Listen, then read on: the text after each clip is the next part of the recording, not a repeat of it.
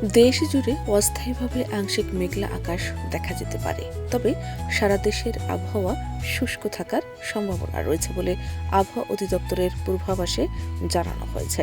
ফলে বৃষ্টির সম্ভাবনা আপাতত কম, আর দিনের বেশিরভাগ সময় আকাশে রোদের উপস্থিতি থাকবে। 4 মার্চ আবহাওয়ার পূর্বাভাস অনুযায়ী সারা দেশে দিন ও রাতের তাপমাত্রা সামান্য বাড়তে পারে। এর ফলে দিনের বেলায় গরমের অনুভূতি কিছুটা বাড়বে। বিশেষ করে নগর অঞ্চলে ভ্যাপসা আবহাওয়া বিরাজ করতে পারে। রাজধানী ঢাকায় আজ আকাশ থাকবে আংশিক মেঘলা।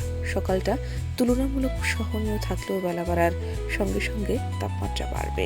দুপুরের পর রোদ ও হালকা গরম মিলিয়ে কিছুটা অস্বস্তিকর পরিবেশ তৈরি হতে পারে।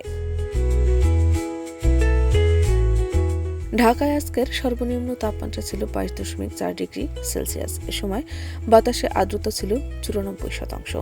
আজ পশ্চিম ও উত্তর পশ্চিম দিক থেকে ঘন্টায় 5 থেকে 8 কিলোমিটার বেগে বাতাস বয়ে যেতে পারে। রাতে তাপমাত্রা খুব একটা কমবে না, ফলে হালকা গরম অনুভূত হতে পারে। শাহনাজ পারভীন, দেশ রূপান্তর।